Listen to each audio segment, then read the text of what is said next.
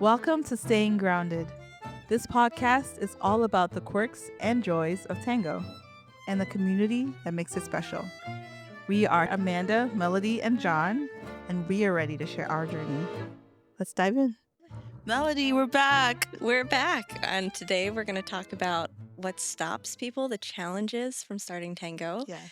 and the challenges to keep dancing, Mm-hmm. and what drives people away. And hopefully we'll end on a positive note with what people can take away to help them find their way to tango or to stay in tango. And get over the barriers, because we all Yes. experience them. I think Yeah. every single person has a moment that they kind of questioned if they were going to stay in it, or even, am I brave enough to try this? I think that there is actually courage required to jump into something new. Mhm. So, just like this podcast. Very new. Very new. Brave new frontier. Yeah. So, Yeah. so what do you think are the things that stop people from starting? Oof. I think there's definitely social awkwardness, right? Tango Yeah. is a dance where you have to be intimate. You're in close space with someone else. You have to coordinate your feet together somehow. And I think sometimes people look at that and they say, I can't do it. I can barely walk for my own self, let alone with someone else. Yeah, in heels backwards. Yes. Yes. Yeah, I Yes. know. I joke, but there is so much truth to the fact that when I wore heels before dancing tango, like I really looked like a wounded animal. I, John has a great story, John, about your comments about women in particular wearing heels that really just don't know how to balance themselves, especially in uneven terrain. Do you want to share that story? Oh, yeah, I can share that story. It's not. So I went to school at Cornell, and it's a very famously hilly town, and also can be quite wintry. But that never stopped people from trying to get out to parties. And often on a weekend, College kids. yeah, often I will be sitting sort of in one of like a bagel sandwich shop, and on a weekend, and I'll watch like packs of college girls in mini skirts and like stilettos, Old times, Melody. Don't worry. Yeah. like walking through wintry weather trying to get to a party like down a hill, and Who's it that would be wildly entertaining. That was me, John. Listen, I'm not that was a long time ago. I recognize that, but yeah, that's a lot. But that said, we all are that person when we start. Like even wearing flats, right? Mm-hmm. Taking a tango class can be so humbling when the teacher says, "Okay, we want to control the transfer of our weight. Let's just step forward." You don't understand how complicated a step is. Yes. Just You don't walking. think about it. Your brain already does the calculations for it. Something that you do unconsciously, and now you have to bring the unconscious to your conscious side Yes. of your brain. Yeah, I think I learned that I was walking through life falling forward, Mm. and that I wasn't being intentional with my movement. And tango gives you that, but we all start in the awkward stage. Yeah. And I think like having the courage to say, "Oh, I'm going to be really bad at this for a while," is actually empowering, because if you can do that in one area of your life, you can do it in any area of your life. I think that's also part of it. It's no matter your background, no matter how much dance experience you have, everybody that starts tango starts as a beginner, let's say, fresh, Yes. right? And it can be very humbling especially if you're coming from another dance. I came from ballet. Mm-hmm. And I wasn't a professional, but I had danced ballet for some years, and it was still very humbling. I know some people who are amazing in salsa and the other Latin dances, and they come to tango, and it's very humbling. Yes. So that's a bit of a barrier to also get over. Yeah. Well, and even like in ballet, you're not experiencing lead and follow, right? So maybe you've learned how to move your body in certain ways, but you probably I've noticed, especially with ballerinas, there's a deprogramming of tensions that has to happen, because you're not pushing yourself into the floor, you're bringing your hips down. It's about creating those long lines that maybe actually don't work well in tango, because we're just trying to connect with our partner and the music and the ground, right? Mhm. So I find that interesting, that everybody we have a level playing field there, Yes, it right? levels the playing field for Yeah. sure. And then socially. Well, actually, wait. Before we even get there, I think something else before anybody walks into their first tango class, they've already seen tango somewhere, Oh, but they've seen oh, a very polished, professional, let's say, theatrical. performance theatrical version of tango, which is also an amazing world of tango. Yes. But it's not what we do as social dancers. Yes. And so if I saw that and then someone says, come learn tango, and I've never seen the social side of tango, I would be like, my legs don't bend that way. Oh, You know? yeah. I remember I started dancing. I told some friends, I was like, oh, I'm going to try a tango class. I'm really enjoying this. I'm like going to classes every night. And the people that I told about this, the response I got every time is, oh, that's so sexy. That's isn't it really sexual? And I like because it wasn't, right? There was connection. It mostly is awkward in the beginning and you're just trying to learn this thing, but even then you're seeing a demo from a teacher who's been dancing for a while. And it's abundantly clear. This is not it's an art form. This is communication, it's a language. It's not sexual, right? Maybe if you're It dancing can with the right be person, it something can that be you put into it, sensual. but it doesn't Yes. need to. Yes. And if somebody comes up to you now as experienced dancers, we've been in it a long time. And if somebody that you're dancing with that you've never met before, you don't have that kind of relationship with, if they start trying to make it sexual, then you're like, am I dancing with this person again? No, I don't think so. I do not like the way that they were touching me because I'm not looking for a sexual connection, right? Mhm. But that is the first thing people jump to because they've seen a rose in the teeth. They've seen Mr. and Mrs. The Smith slits. throwing themselves around, right? And they might not understand that Yeah. this is really like a walking communication. It's a walking Mhm. meditation.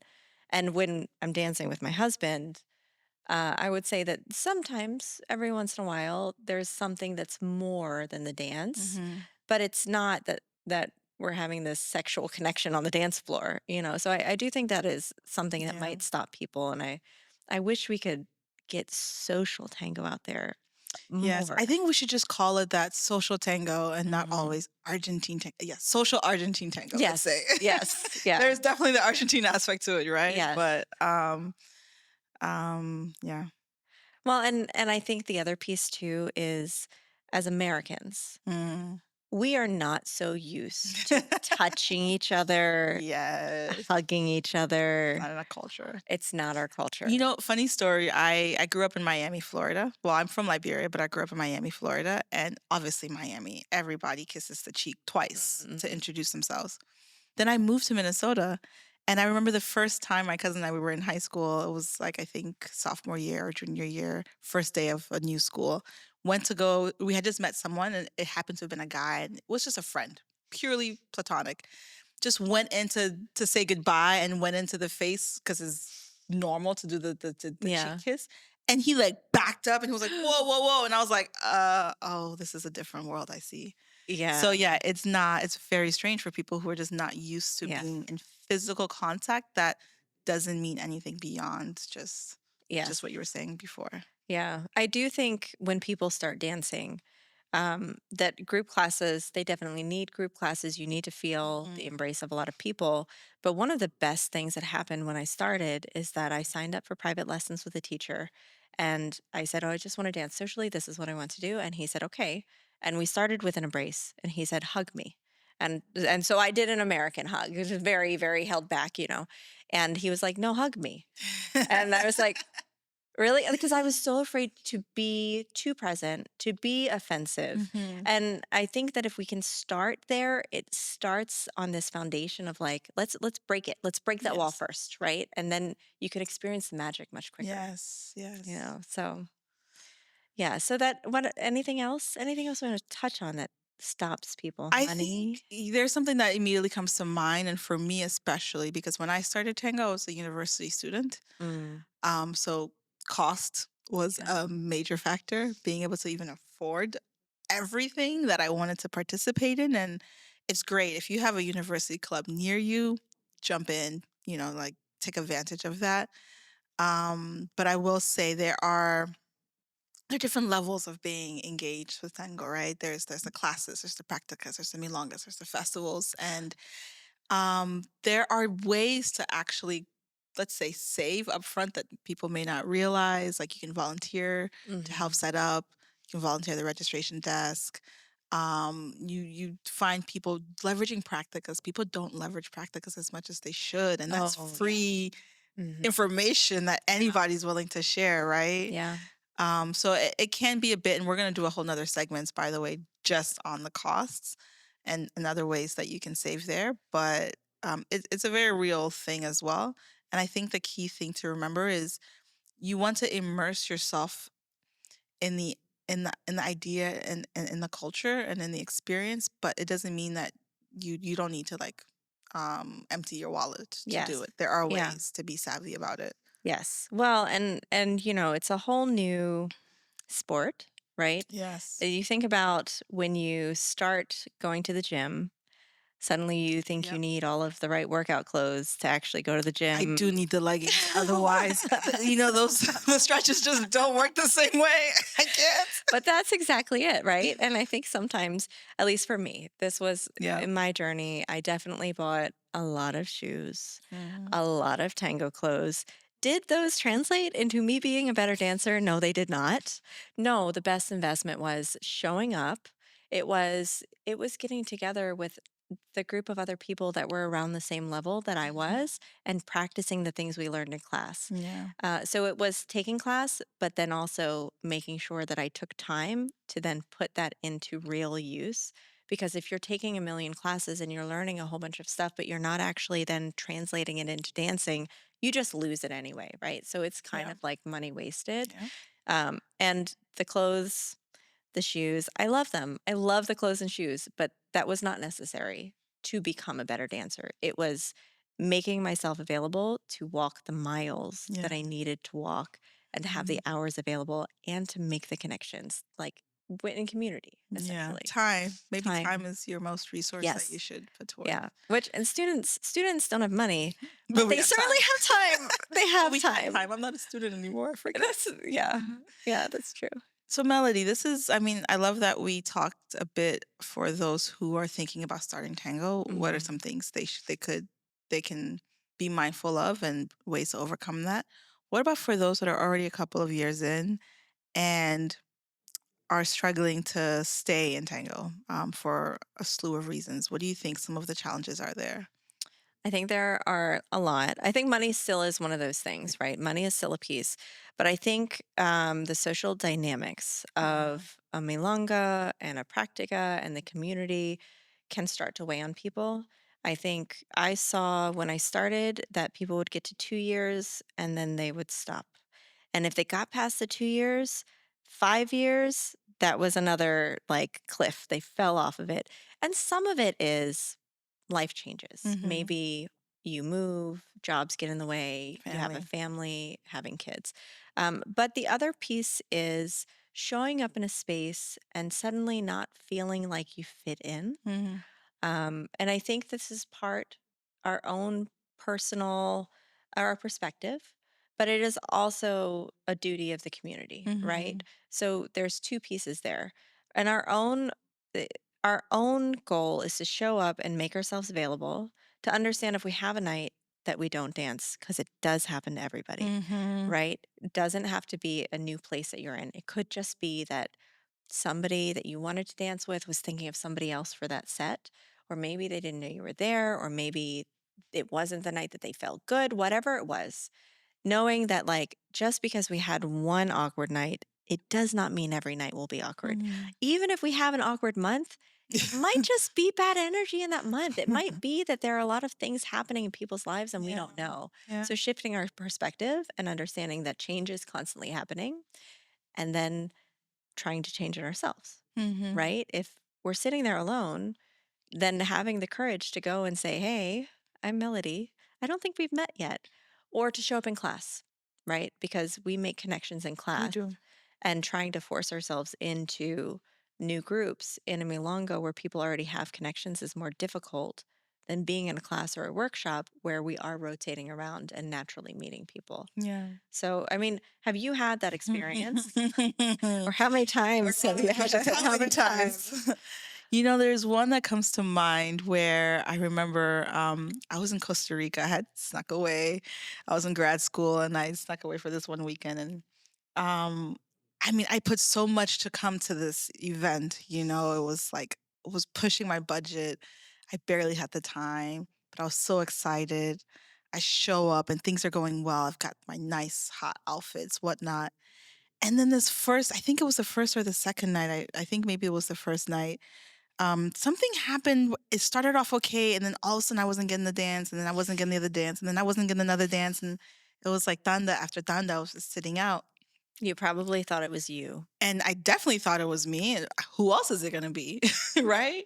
And so, because it's cyclic, because I was losing out on these chances that I really wanted, I started to exhibit that. I started to close my body off. And I think it started to show in my face. Yeah. Very unintentionally. Yeah. And so a friend comes up to me and he's like, you don't look like you want to be danced with right now. And I was like, are you kidding me? I'm dying on the inside, please. Yeah. And that friend, we talked about it and I changed my mindset. I changed how I behaved for the rest of the milonga. I ended up meeting someone who is a great friend of mine now, had a blast the rest of the weekend. Doesn't always happen like a fairy tale, right? Yeah. But it's parts the community and the people that you're around and finding your tribe and being in a space that you feel comfortable. Mhm. And it's also part having the positive mindsets to not internalize so much. And I think we need a Yes. whole nother segment on just how to handle Rejection. when people say no. Yeah, because they are going to say no. And you should also how to learn how to say no yourself. Yes. Yeah. But, yeah. Yeah. The resting face. The resting bored face. I just bored learned that. face, resting As an mean. alternative. I'd go with resting mean face. Like, okay, so I follow Vanessa Van Edwards. Yes, she yes. says bored face. Yes. So I love Vanessa Van Edwards. And for someone, because I am an awkward person, right? I am overanalyzing every single piece of every conversation I have. But I am also overanalyzing my own body language. Yeah. And I didn't understand that when I'm sitting there and I'm not displaying emotion on my face, it is taken as negative emotion typically. And maybe some of it's society, but I can't change that piece, right? So knowing that like if I am feeling enjoyment, maybe I'm even just watching the floor, I can express that enjoyment. And if I didn't get a dance for the set and I really, really wanted to dance it, why not see the way other people are enjoying it and get enjoyment out of it? I'm sitting in this space and I'm getting a free performance for this whole tanda, right? So I think we have a hard time being mindful of where we are because our expectations get in the way of it. And when we have that expectation, oh, Biaggi just came on, I wanted to dance it with them. Yeah. And then the reality does not meet our expectations. Immediately we're unhappy. Instead, why not just be present in that moment? And I have to say, tying back to something we said earlier about culture, it took me a while of probably too long to realize this because I came as a dancer wanting to learn a new dance. I came with the expectation of I paid my 20, $30 for this 4 hours.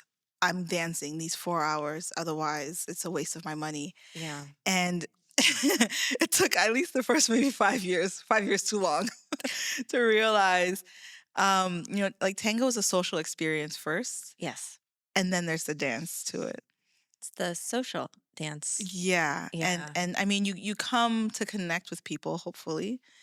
And if that is your priority, come to tango with that mindset. Come to tango with a sense of curiosity to understand the culture, the music, the dance, to meet people. The dance will come. And it'll be even more enjoyable because you're dancing with people that you've connected with. Yeah. You can definitely have amazing times dancing with people you've never met before, but there's something very nice too when you've already made that connection. Yeah. So yeah, I think we're already trying to dive into some problem solving here already. So Yes. why don't Well, we keep- there's one more piece Okay. though. There is one more piece. I was talking to Jackie, Jackie Pham, who is amazing. And she was saying like one of the things that she's learned as a teacher is that people come to tango for different reasons, right? Some people it is that social piece, the connection piece. Like for me, that's really important right now. Some people, it's athleticism. Some people, this is their workout, right? So if there are people that want to show up and they need to dance the entire time because this is their workout, then I think the key is finding other people that are in it for the same reason that you're in it. Because if you're going and your expectation is, this is the one thing I'm doing as my workout, which it can be, like, we've all been there dripping sweat before, right? Then you need to know that the people that are there for that reason are also there. But if you're going to build community and make sure that you talk to people, and maybe Mr. Athleticism is sitting over there staring you down for that cabaseo, and he's not understanding that like that social piece is really important to you, like just understanding that people will be there for different reasons, I think is really powerful. So like a perspective shift, right? And also understanding that there are so many different wonderful pieces of tango that we can enjoy them all. We can talk to people. We can get a great workout. We can have mindfulness and meditation and catharsis, or maybe it's just our creative outlet, right? But finding out why other people are doing it by talking to them is a really, really big part of it, right? So, And even if you don't, I mean, I know sometimes I show up to the Milong and I don't want to talk. yeah. Right. Or I show up and I don't want to dance sometimes. Sometimes I just want to watch, Yeah. or Yeah. be around people. And watching and understanding people's body cues, you know. People do this all the time where you're sitting facing your friend talking and then they'll come into your space and ask you to You're dance. like, And it's like, if I wanted to dance, I would be scanning. I would sit with my chest towards the dance floor, even Yeah. if I'm still talking, and I might be bopping my head and I might be scanning the room as I'm talking. Yep. Right? Yep. You're open. So I'm It's open clear to you're open. Vanessa. She knows what she's talking about. Yeah. So Vanessa Van Edwards. Yeah. So I think part of it too, part of what makes it challenging is we don't learn these cues early enough. Yes. And so it becomes difficult to understand the people we're in the room with. Mhm. We feel misunderstood. The cycle continues. We leave. Yes. Yeah. Well, and from maybe John can chime in too, but I think about it from a man's perspective. And I'm not going to say a lead, I'm going to say a man's perspective.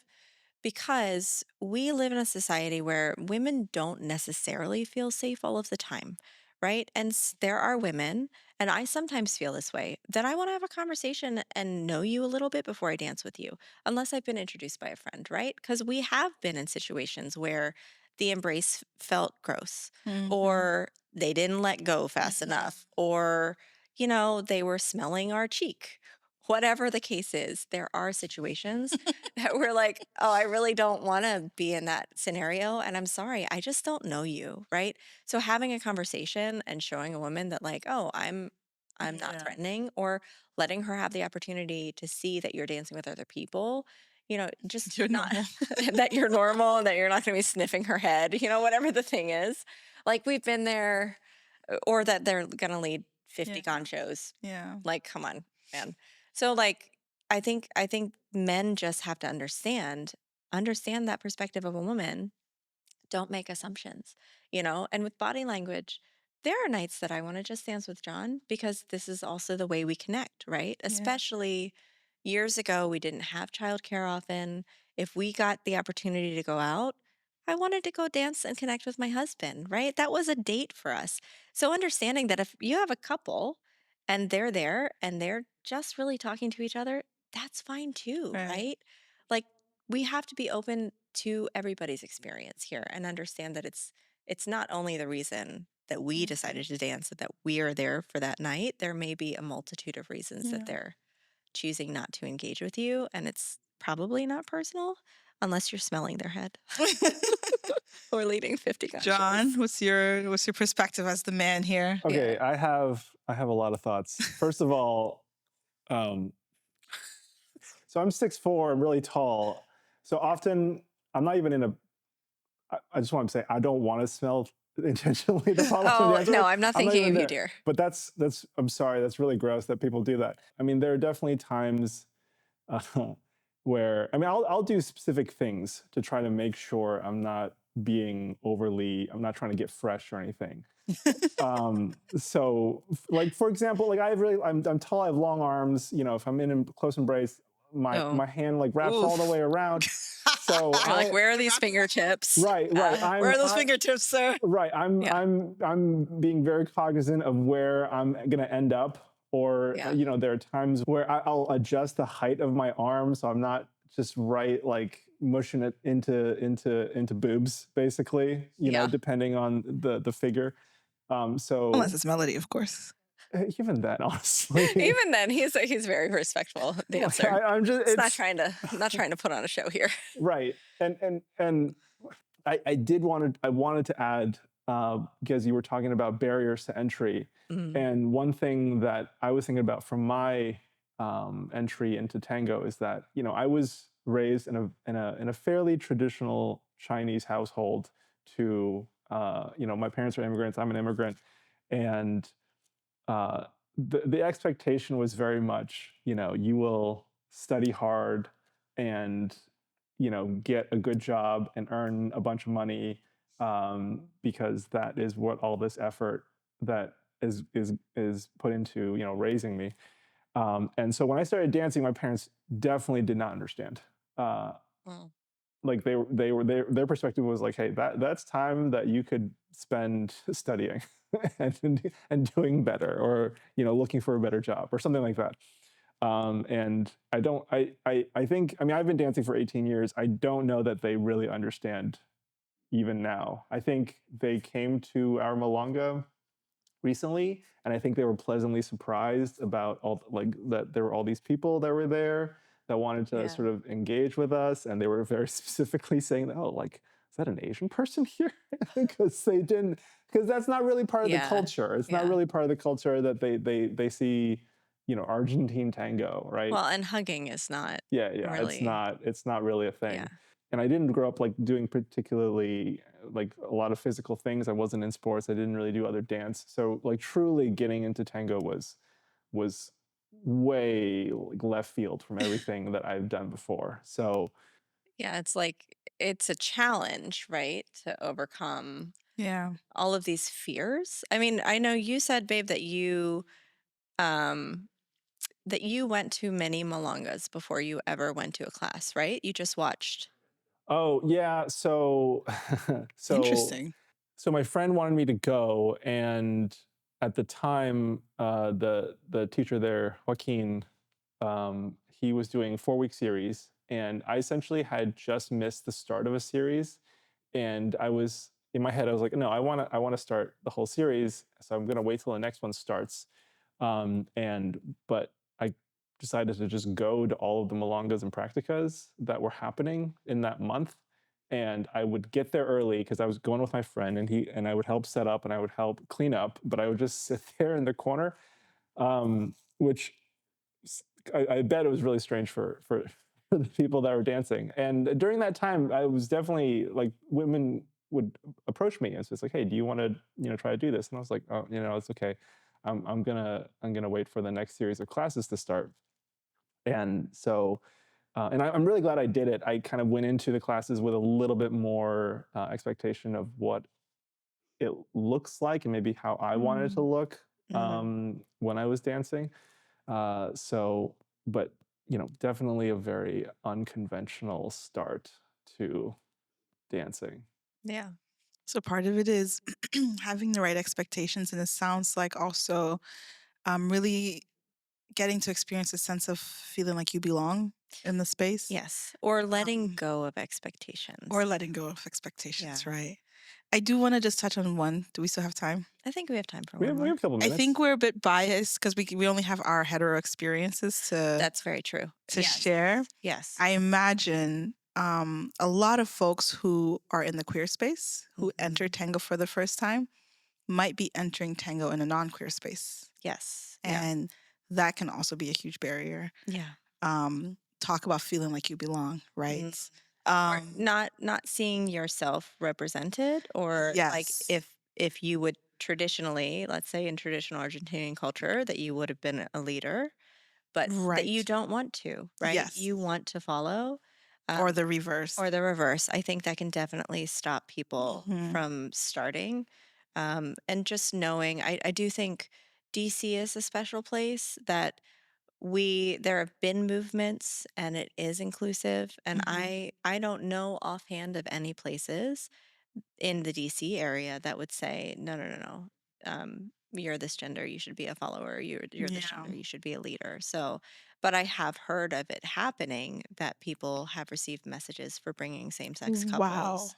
couples, saying what an abomination it was. So My God. I hope that as a community we can continue to be supportive of having diversity in our roles. I mean, I certainly don't want to always follow.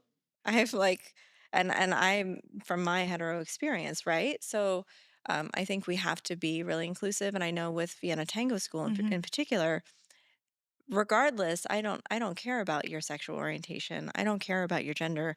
I think it benefits everybody to learn both Yeah. roles because I think whether or not you primarily want to lead or you primarily want to follow, understanding what the other side feels like gives Mhm. you a better perspective and makes you a stronger dancer. And something that I think I've been working on a lot recently that I think will also bring into VTS is being very mindful of the language that we use when we Mm-hmm. talk about learning tango and talk about roles. I think it's very easy to fall into the trap of, and now the leader when he does this, and now the Yeah. follower when she does this. Yeah. So just being mindful of those things too. It's an ongoing effort, and I think the ultimate solution. Don't quote me on this is you just have to find your tribe. You Yeah. you need to experience a little bit of everything. You need to go and try maybe different classes, maybe different milongas, Mhm. so that you can meet the people that fit your tribe. But Mhm. also it's very scary, and I say this knowing that it's a very challenging thing to do, but and being authentically you Yes. is the fastest way you can find your tribe Mhm. because you're cueing to everybody around you, this is who I am and this is what I like. And do you like the same thing? Cool, let's connect. Yes. And being open to Um, connection. I and, think and being open to it. That's part of it. Being sometimes, open to it yeah. is being authentically you so Yeah. that you can authentically you, barring social norms such as safety Mm. and like not we're talking Yes. about like Yeah. in like in being When authentically everybody's being well behaved. right. Yes. the, Yeah. the the best behaved authentic version of yourself. Yes. Yeah. Well, and I think like if you are showing up Mhm. and you feel like you're not meeting your tribe, then maybe you need to be the one to create a tribe.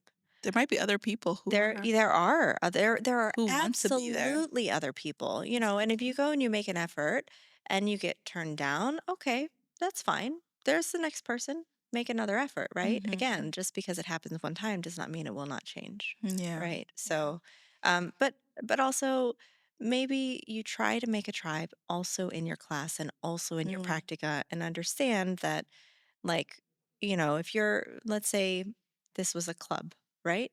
And you're going out to the club, usually you're going with a group of friends, right? Right. And sometimes you're open to meeting people, but I don't think people are typically going to the club to go make new friendships. It happens over time, maybe that you end up Mhm. seeing the same faces, but you're not going to the club with the intention that you're like, oh, these are the new friendships we're making. So, I mean, divine friendship. well, relationships, sure. Um, we're running out of time. Okay. All right. So yes. All right, let's say we're gonna release expectations. Yes. We're gonna try to find our tribe, and we're gonna go Mhm. to a variety of events to Mhm. make that possible Mhm. and create our tribe to be open. We Mhm. can be the initiator and like try to stamp down on the fear of rejection. One last thing. Yes. And if you find any person in that space that you feel you can share, find someone if you feel like I'm not getting this, I feel frustrated, I don't know what's going on, I'm Mm, scared, I feel too awkward, I want to go. Find someone in that space that looks like maybe it's the teacher, maybe it's the organizer, mhm. maybe it's someone that said something that made you feel comfortable and share. Because sometimes it's just awareness. Yeah. Once you say it to someone that you can, I know it's hard because you have to build the trust, but there's at least one person in that space Yes. that you can say something to. Yes. They can help you figure out the solution Yeah. as well. Absolutely. Yeah. All right. Well, Okay. I think we've covered it, but I think Yeah. there's more to say. So I think we'll probably touch on this again. I know Yes. that we're going to talk about rejection. We're going to dive into rejection in Yes. a future episode. So there's a lot more to say on that, and safe spaces, Yes. and the journey. And the financial Yes. components. Yeah. I'm excited for also inviting people down the line. Yes. I think there's two things. I think one, it'll be very important to encourage everybody to share their experiences because it'll help inform our discussions Yes. and what we should continue talking about that's most relevant. And hopefully we can bring people on that also have a lot of valuable insights to share. So Yes. Yeah. Well, and if you want to hear us talk about something, then definitely leave us a comment, subscribe so that you know when we're releasing new podcasts, and don't be a stranger. Feel free to reach out. So, after listening to this, we want to know what your biggest struggle was. I think this helps inform everybody's experience, and it gives us something else that we can dive into in our future episodes. So, definitely leave us a comment, follow us. or if you don't feel comfortable, just shoot one of us a private message, either Absolutely. at our Vienna Tango website or Vienna Tango profile, or just one of us individually, Amanda, Melody, John. We're happy to share as much as you are comfortable as well. Yeah, absolutely. All right. We'll see you on the next one. Thanks for tuning in to Staying Grounded. If you enjoyed this episode, please subscribe and spread the word. We'll catch you next time.